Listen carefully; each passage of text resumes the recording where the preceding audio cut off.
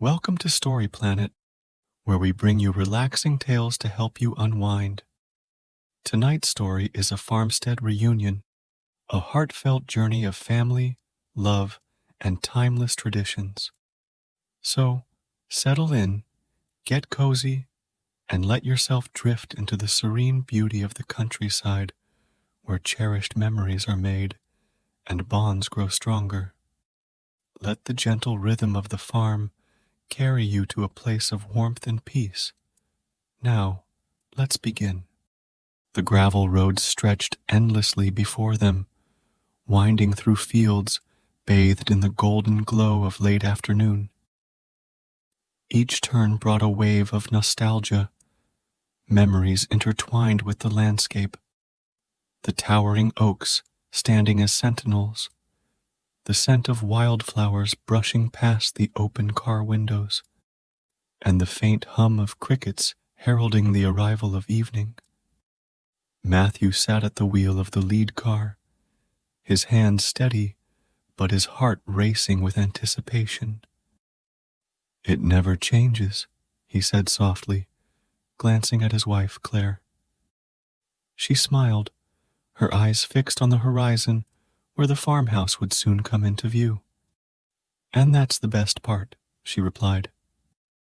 Behind them, in another car, Rose, the youngest sibling, entertained her infant son Henry, while her husband Daniel navigated the familiar roads.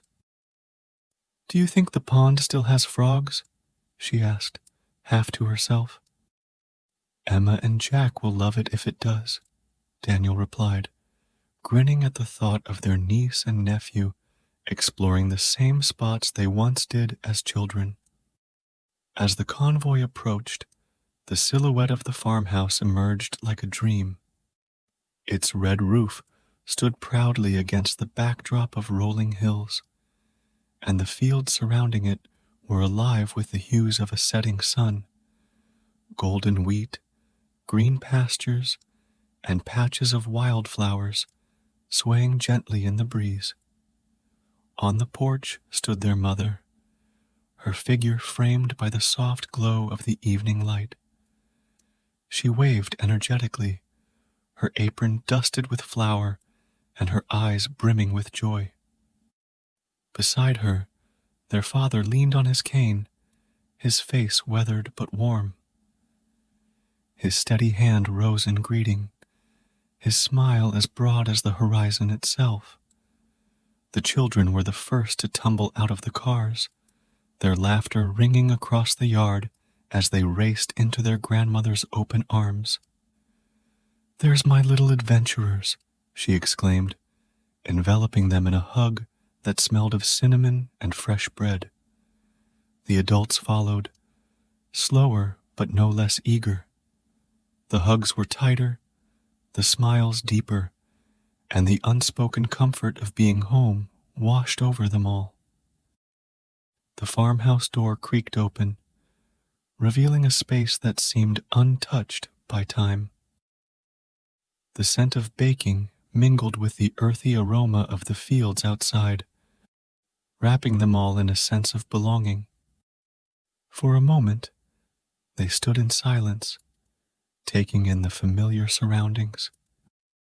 The house, with its creaking floors and sunlit windows, felt like an old friend, constant, reliable, and full of memories waiting to be relived.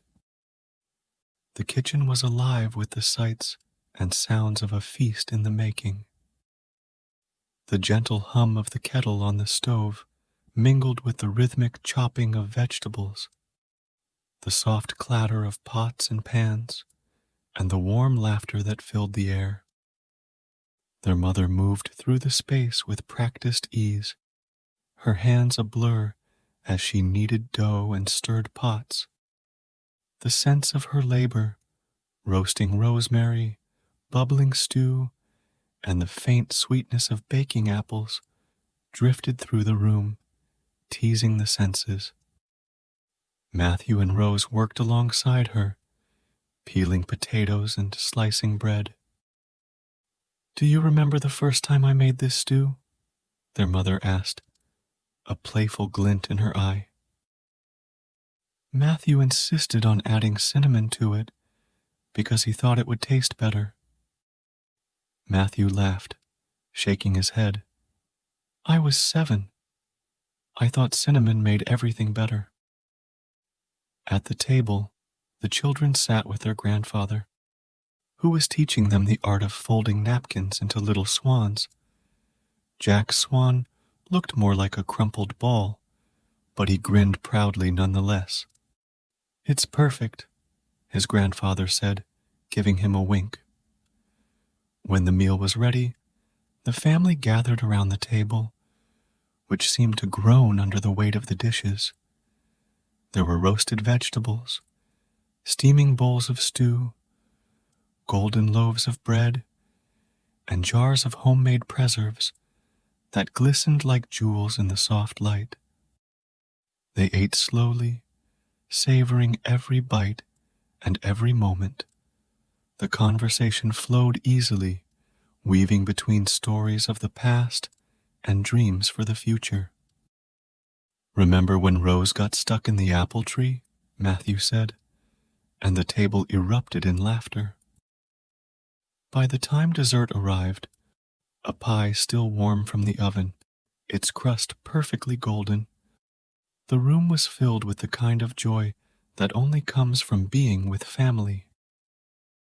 The dawn broke gently over the farm, spilling golden light across the hills and setting the fields aglow with a quiet brilliance.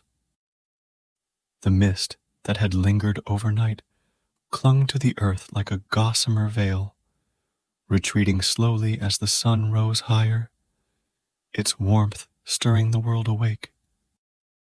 Birds, unseen but ever present, began their morning songs, their melodies weaving into the soft hum of the waking countryside.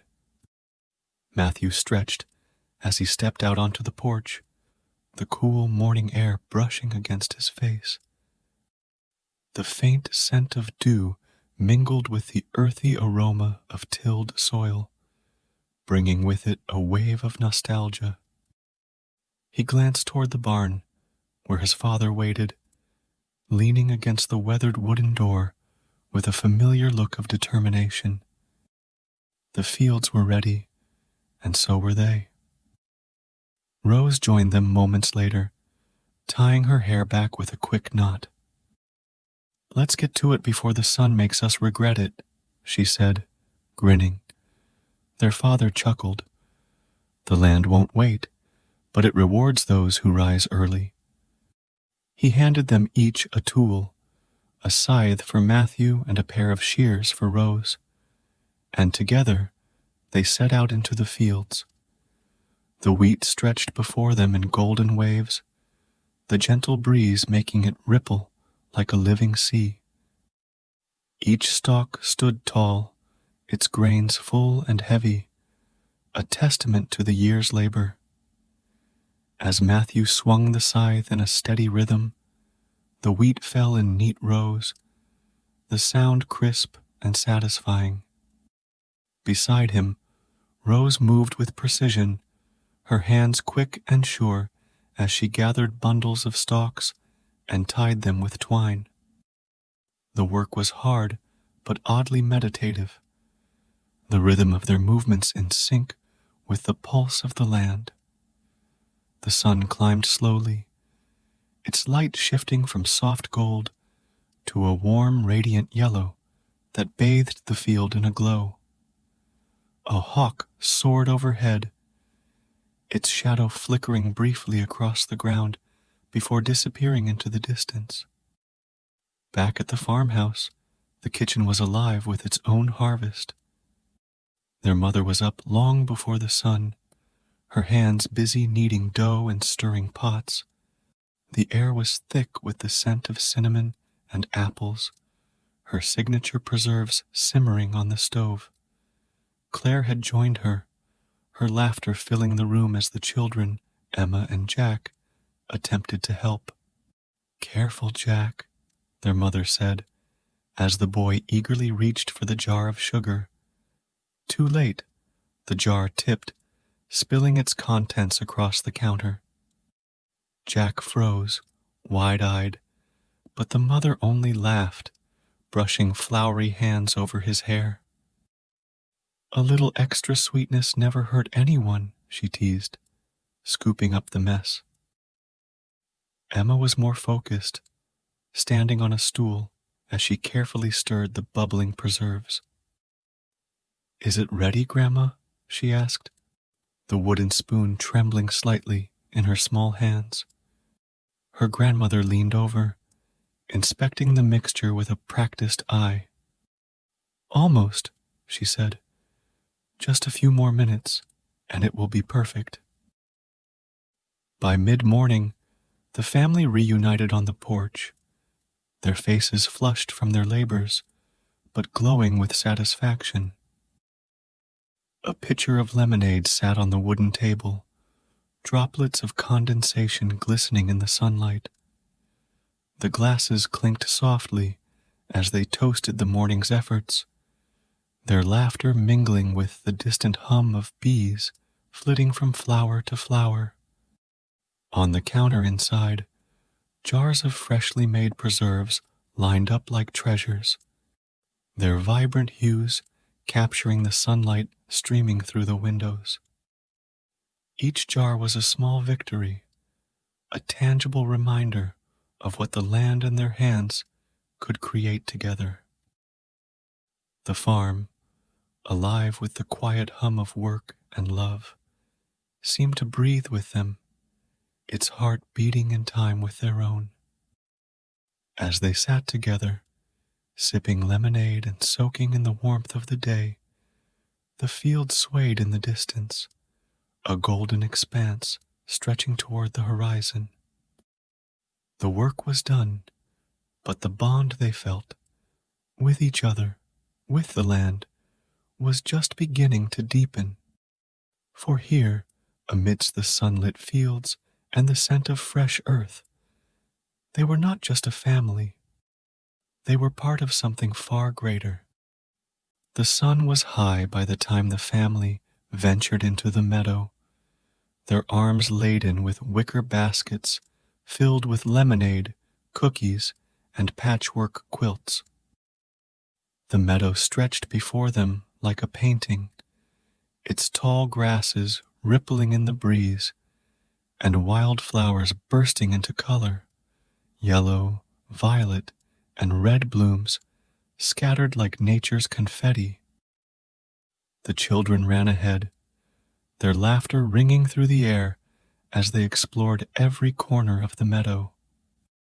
Emma chased butterflies, her small hands reaching for their delicate wings, while Jack crouched by a cluster of wildflowers, marveling at the bright beetles scurrying across the petals. The adults spread out quilts under the shade of an ancient oak tree whose branches stretched wide like protective arms. The grandfather took his usual spot on a sturdy old stump, a storyteller ready to weave his magic. "Did I ever tell you about the year the geese took over the pond?"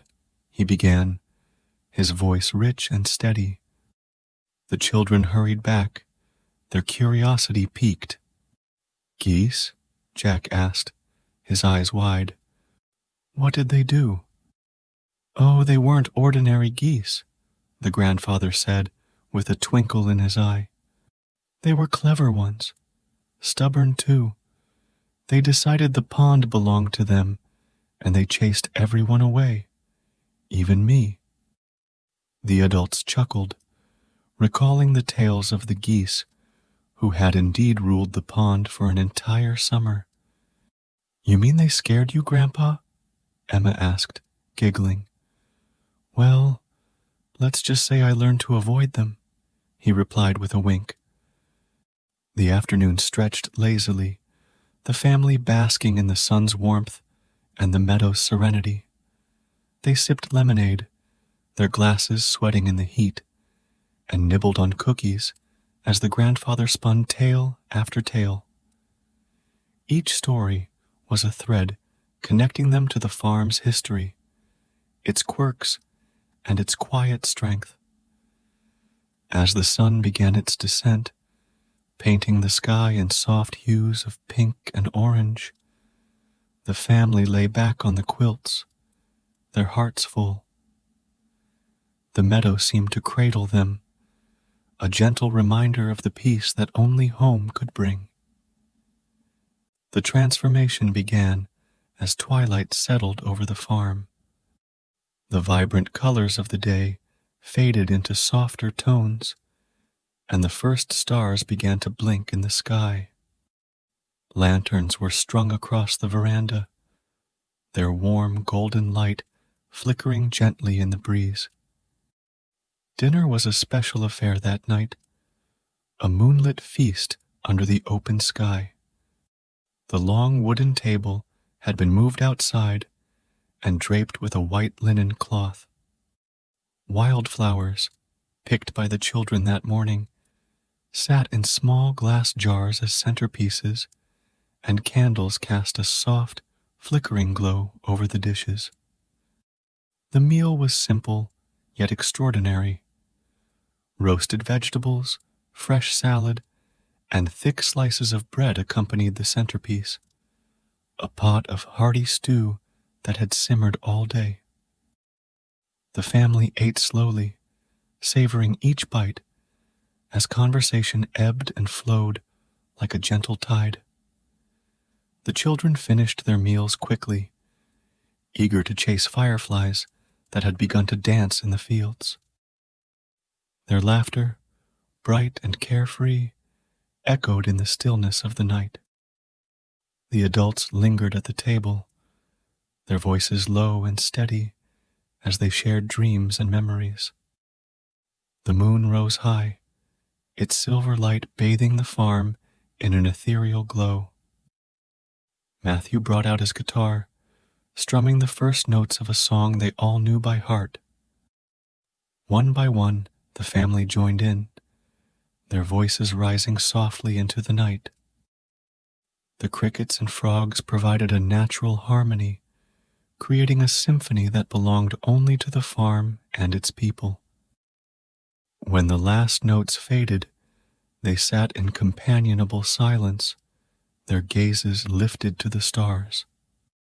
The night was still, but the air buzzed with a sense of belonging, a reminder that, no matter how far they traveled, the farm would always be their anchor. The final morning arrived with a bittersweet stillness.